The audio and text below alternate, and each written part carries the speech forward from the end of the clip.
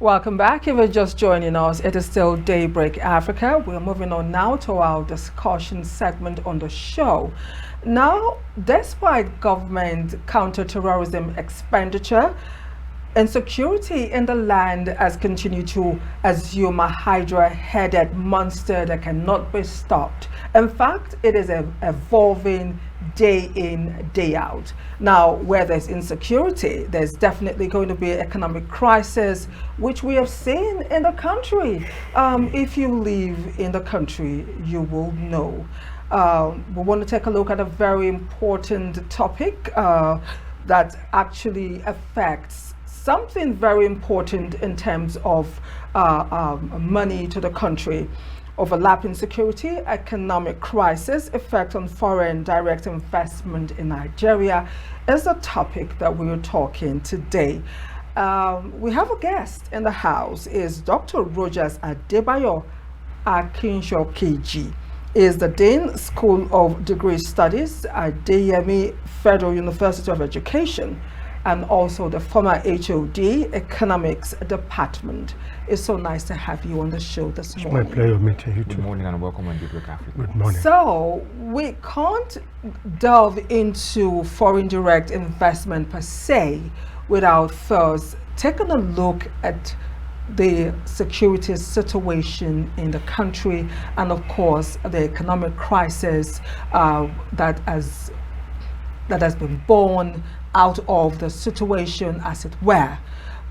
In your opinion, I really would want you to let us know your sentiments on the insecurity situation and economic crisis in Nigeria. Thank you very much. It is no longer news that Nigeria had been facing and is still facing security challenges. We want to take our statistics back to the Boko Haram. The Boko Haram, they are operating in the northeast. The herdsmen and the farmer, there's a conflict in the middle belt, and the militancy too in the Niger Delta crisis.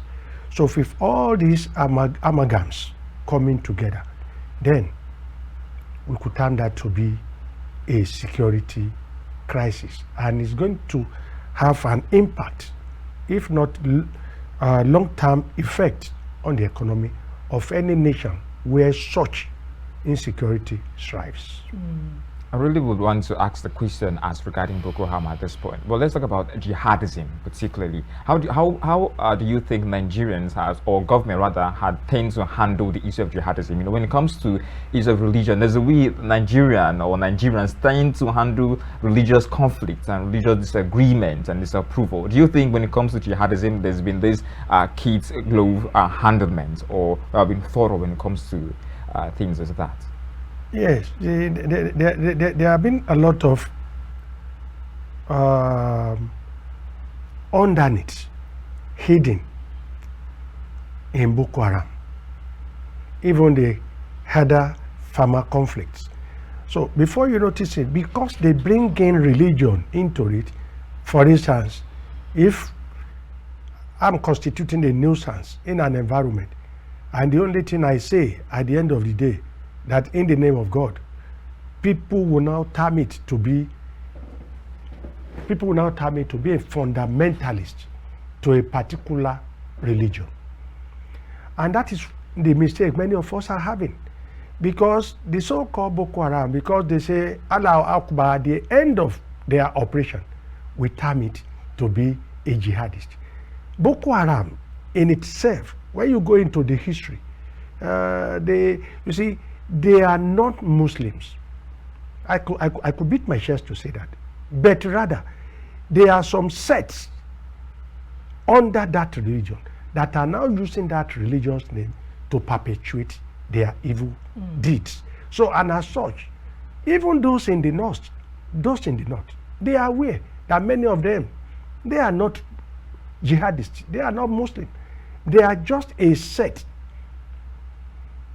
established to create crisis. You will recall that what about kidnapping?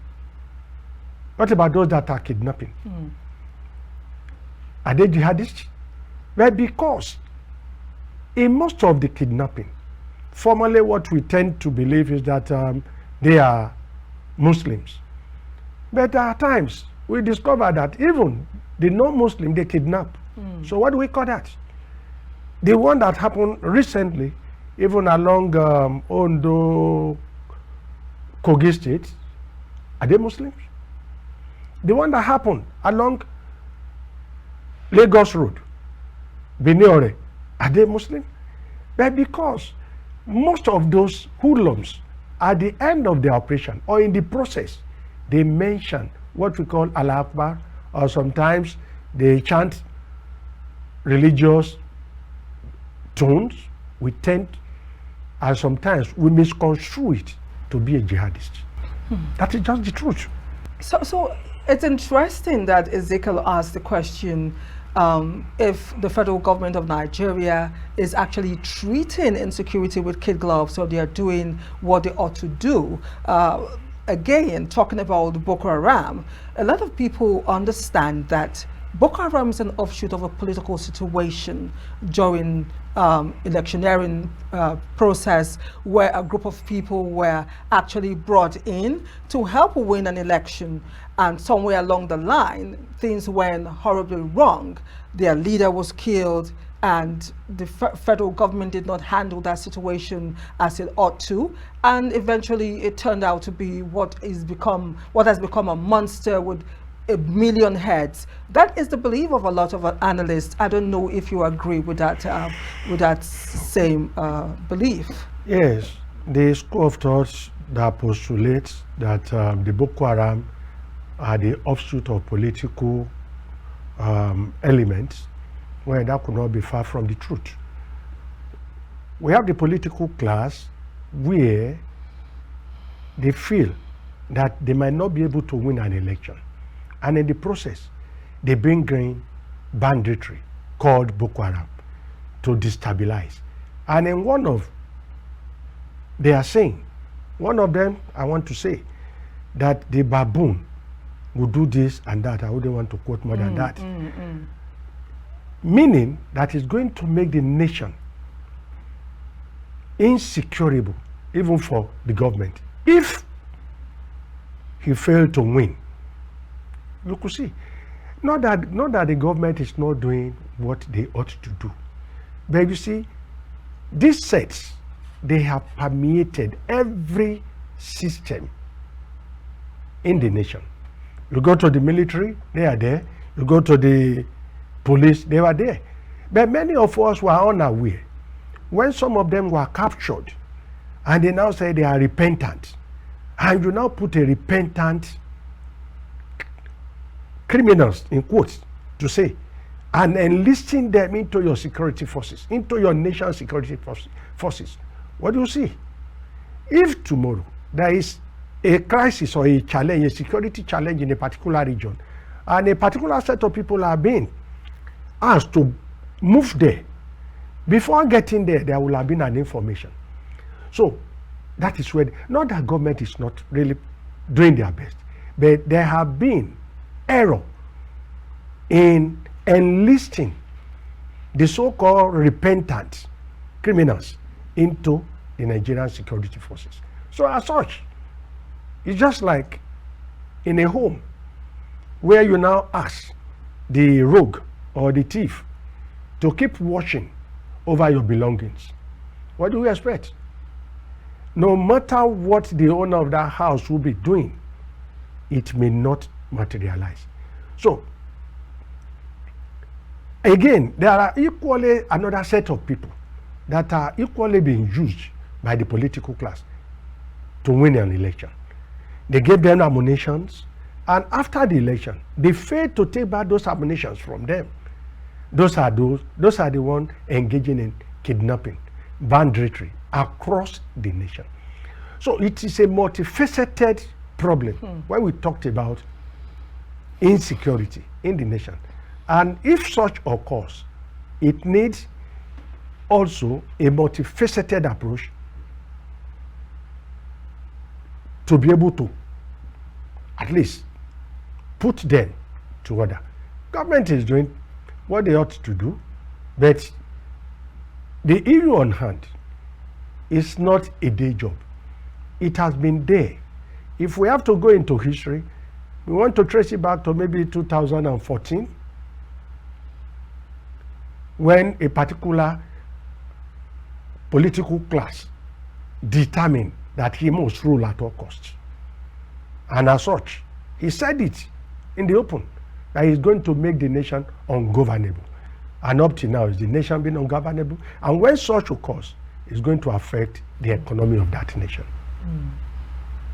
Now, at this point, it's obvious making it sound as if perpetrators are not exactly masked men. You know, these are people we relate with every day, people we know, and yet, to some extent, it's more like nothing exactly is being done about them or about it. At this point, is it more like, is it safe to say the government are sort of romancing with evildoers? Well, more like scratch my back, I'll scratch your back. Well, thank you. You see, not that the government could not go a long way. But you see, we have some other sectors that will not allow government to do what exactly it should do. We have the human rights, we have the court, and the likes. Except when we have a leader that is ready to take the bull by the horn. Look at what is happening in Kaduna. Do you want to tell me that the political class in Kaduna are not aware of the happenings there? What happens in the Middle Belt in Benue sometimes ago? Are we now saying that the political class in that environment are unaware of the happenings? Look at the one that happens in Oyo State. To be precise, in Igboko area. Are we now saying that the political class are unaware of the happenings there? Even what about the one in Ondo State here? The one that happens to Shifolufalai and Baba Fashionati. Are we saying that the political class in that environment are unaware of the happenings? These people, they have permeated into the governance.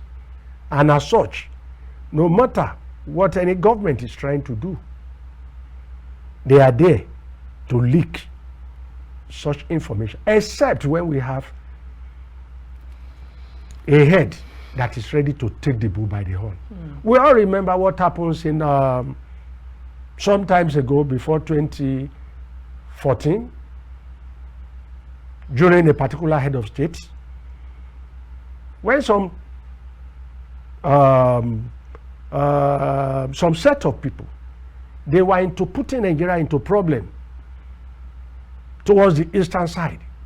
Though I will not support that, but at least it saves a lot of things. So nobody will want to venture again, knowing fully well that this government is a no-nonsense government.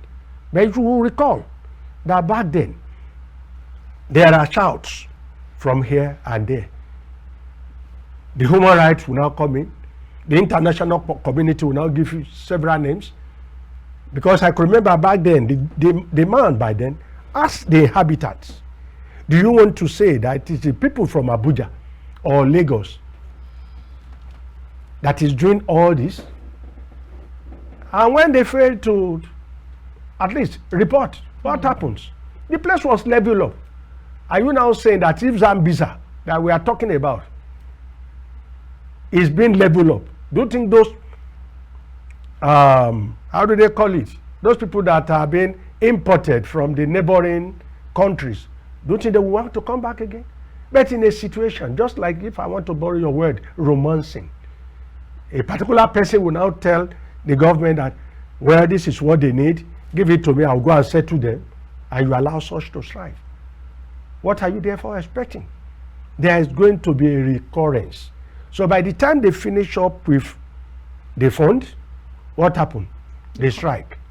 When they strike again, they are middleman.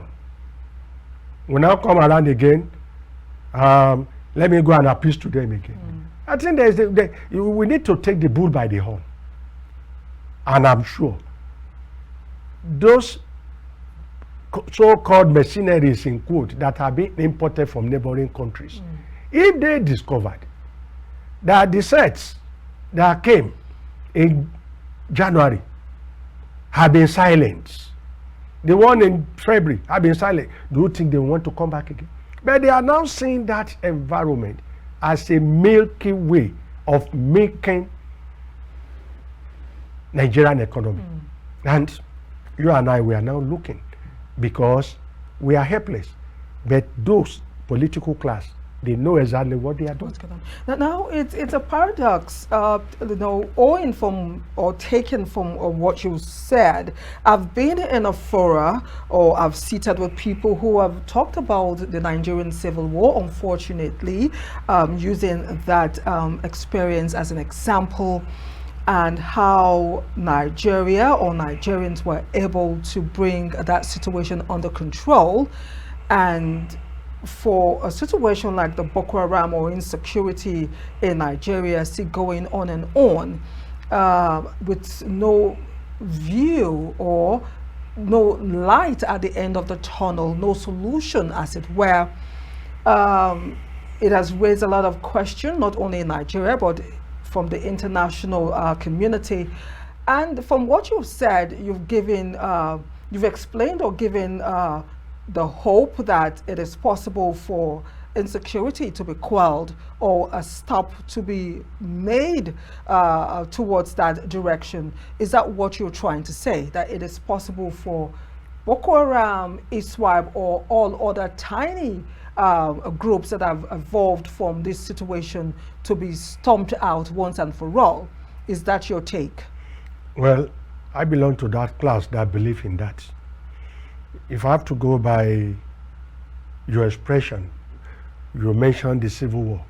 We don't pray that we have such again in this, Amen, in this land. But you will recall, I was young by then, but I knew what happened. You are fighting a cause, and you are equally supplying food. What will happen to the cause you are fighting? They will continue to strive.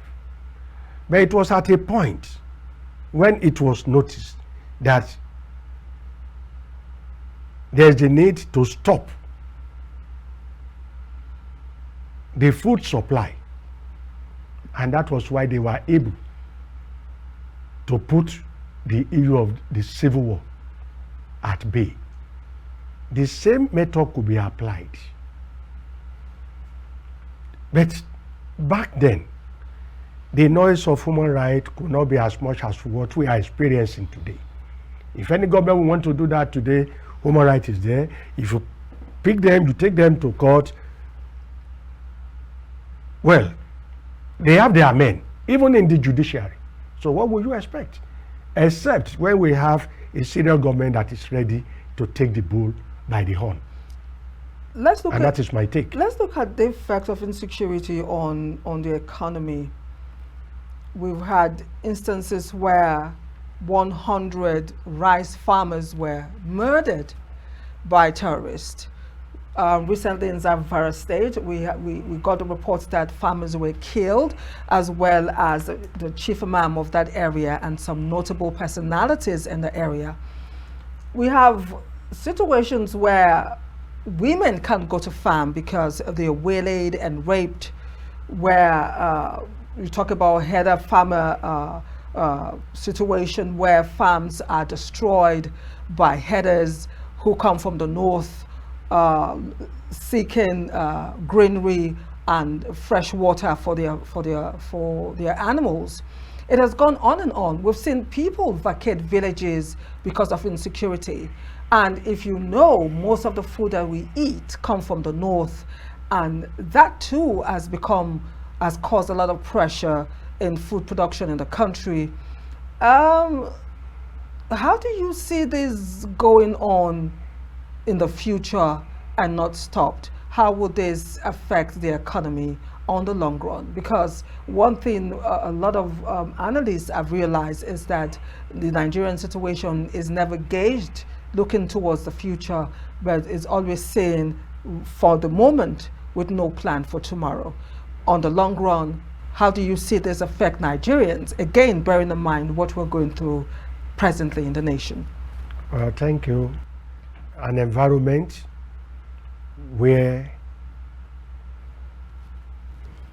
peace failed to rule, crisis looms. And no wonder, therefore, this security issue has created a lot of instability in the nation, and it equally discouraged not only foreign direct investment, but even local production. You recall, you have just mentioned of what happened in Zamfara. How will you expect those producers in Zamfara to go back to the field? How will you expect market structures to continue in that environment? Even how will you expect the final consumer or the wholesalers to move in for their wholesale assignment in view of bringing down those materials to where it is needed? And when such occurs, what happens to the economy of that environment? And if the economy of that environment is no longer strives, what happens to the end users? Nothing for them to use. Then crisis looms. And as such, it has affected the economy. The economy in the sense of recession, it affects the economy in terms of inflation. It also affects the economy in terms of exchange rate volatility. And when we talked about recession, you recall that in 2016 and 2020, due to oil price volatility and the COVID-19 pandemic, what happens to the Nigerian economy? It declined. But these issues that is characterizing our economy, even within the nation, like the one we have just mentioned, is equally affecting the end users of those products. And when that occurs, it brings about what we call inflation.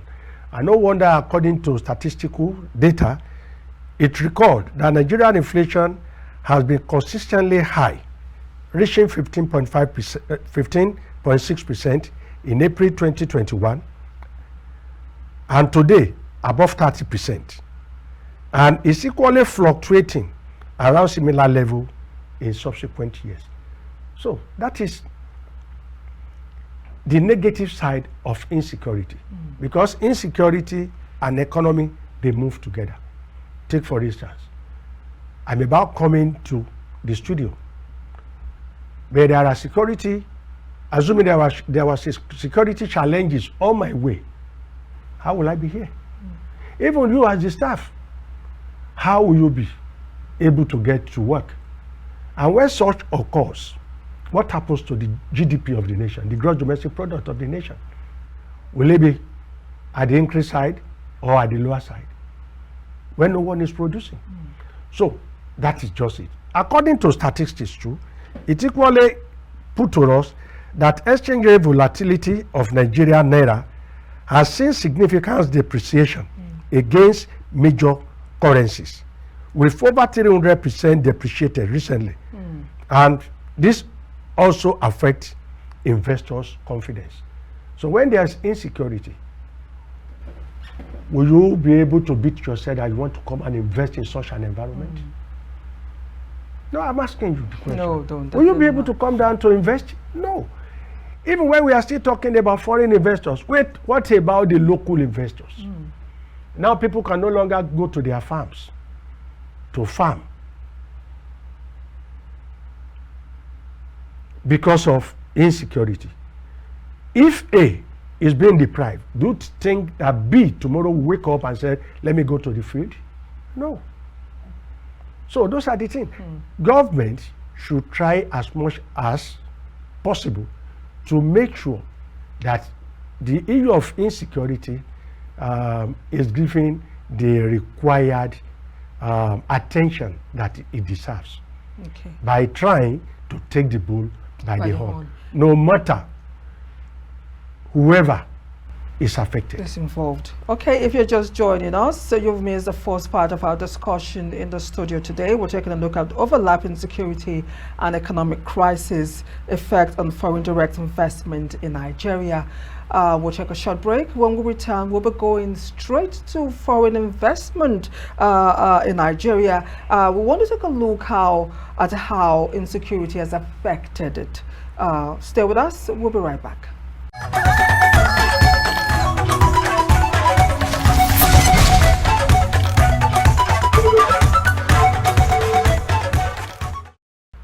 Welcome back to the discussion on Daybreak Africa today, where we're taking a look at overlapping security and economic crisis effect on foreign direct investment in Nigeria.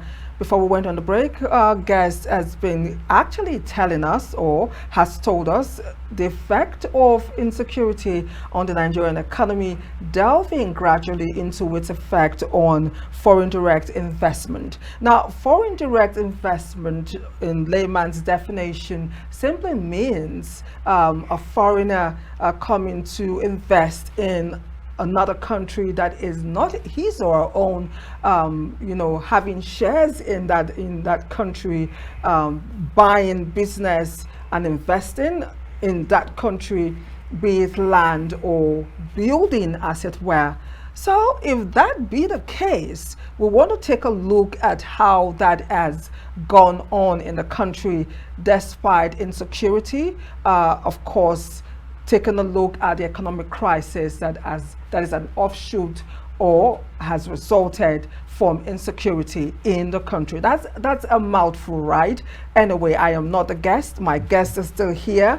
He is Dr. Rogers Adebayo, who is the Dean School of Degree Studies at DME Federal University of Education. So we want to go now to actually see how insecurity and economic crisis has affected foreign direct investment. But first, we will want a little bit of class for you to explain to us what foreign direct investment really means in a bit before going into the effect of insecurity on Nigeria's business. Yes, just as the name implies, foreign direct investment. These are the investors that are ready to invest in a particular nation's economy different from theirs, thereby assisting that nation to be able to strive and move among the community of nations. And when we look at the foreign direct investment inflows into Nigeria according to statistics, that is, according to United Nations Conference on Trade and Development, in 2011, Nigeria attracted approximately 8.9 billion in foreign direct investment. That is in 2011. But in 2020, according to statistics, this figure has fallen to around 2.6 billion. And when you take a closer look at that percentage, 8.9 billion in 2011 and then 2.6 billion in 2020. That's a huge that difference. Shows a demonstrating drop of about 70%. So can we therefore say that the foreign direct investment to Nigeria is at the high side? No. All because of what? Because of insecurity. And when this continues to occur, what will now be the impact of security crisis on the foreign direct investment? One is the Boko Haram insurgency. According to economic literature, the escalation of Boko Haram attack, particularly from 2014 onward, led to a noticeable decline in investors' confidence. There's no investor that will be so confident enough to come around to invest in an environment where there is insecurity. Two,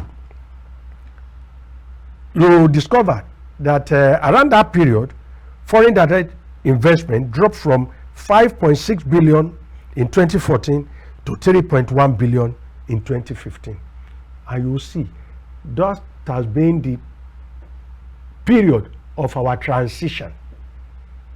If you recall, I mentioned inter alia, certain political class making the nation ungovernable.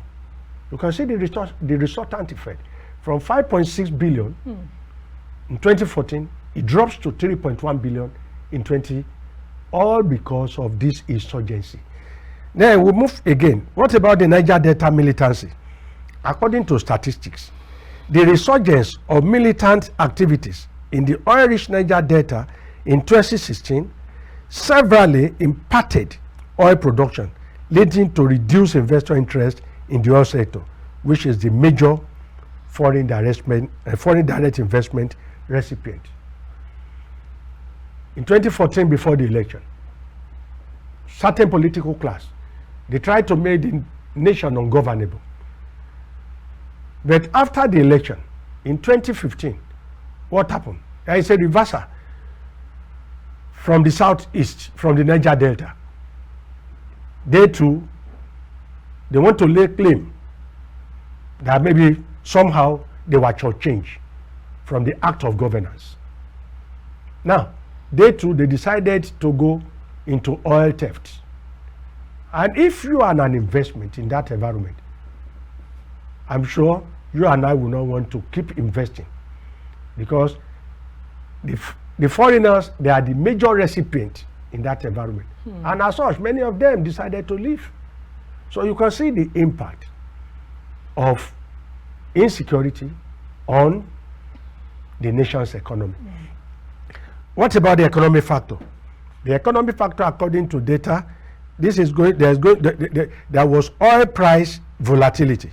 And according to record, as Nigeria heavily relies on oil revenue, the fall in global oil prices from over $100 per barrel in 2014 to below $30 per barrel in early 2016 significantly impacted economy and foreign direct flows.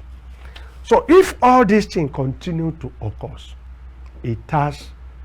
it will continue to have a negative effect. As if that is not enough, then we now come to COVID-19 pandemic. COVID-19 pandemic too equally exacerbated economic challenges, leading to extraction of the economy by 1.8% in 2020. And as such, foreign direct investment further dropped during this period as investor became cautious amid global uncertainty. So, Doug, you managed to actually talk about lots of factors that affected our foreign direct investment. Why don't we take a little look as regarding our policies as a nation? How favorable has been our policies as a country? Thank you. You see, when we talked about policies, well, most of our policies, they are in the right direction. Most? Most, not all. But some are not in the right direction. And some of these policies that are not in the right direction is our failure to keep insecurity at bay. If you look at Nigerian budget, year in, year out, huge sum of money are being budgeted into defense without mincing word. What do we have in return? What do we have in return? Can you and I sleep with our two eyes closed in our different homes? Starting from the police. Before we move down to other security agencies. Look at it. If you move closer to the police, you might not believe what they are experiencing. Many of them, if not all, they pay for their uniform, even their boot. And there was fund budgeted for all this. If you are one of them, if you are now using your resources to pay, how effective your policing will look like. What about those in the military? We've been there, and we know exactly what was going on there. So that is why I said most of our policies, they are in the right direction, but some are not in the right What direction. about our business policies? Talking about taxes, tariffs per se. I came across an interview with a U.S. lawmaker some time ago. He made mention on the need for growing economy to really try to downplay taxes. He believes, in his school of thought, of course, he believes if a nation must grow, then they need to really reduce tax to the barest minimum, as that would help bring in investors, foreign direct investment in the nation. When it comes to Nigeria, I know we don't really play by the book, as you know, we are quite a unique country. Like I know we always say, we are very peculiar. We don't really go with economic textbooks per se. But we actually see situations where our tariff hike is, you know, off the hook. You know, taxes in Nigeria is, oh God help me, at some point. So what's your take as to decisions or policies regarding business policies like taxing and tariffs? Thank you. When we talked about taxes and tariff, you see, many of us in this discipline, we know exactly what tax and tariffs really entails. But you see, when you look at taxes and tariffs in the layman language, that is when we now be thinking that the taxes and tariffs are on the high side. If, for instance, I want to give us an illustration, and you will now be allowed with your opinion about taxes and tariffs. Nigerians are ready to pay for energy, I mean electricity, if it is available. That's true.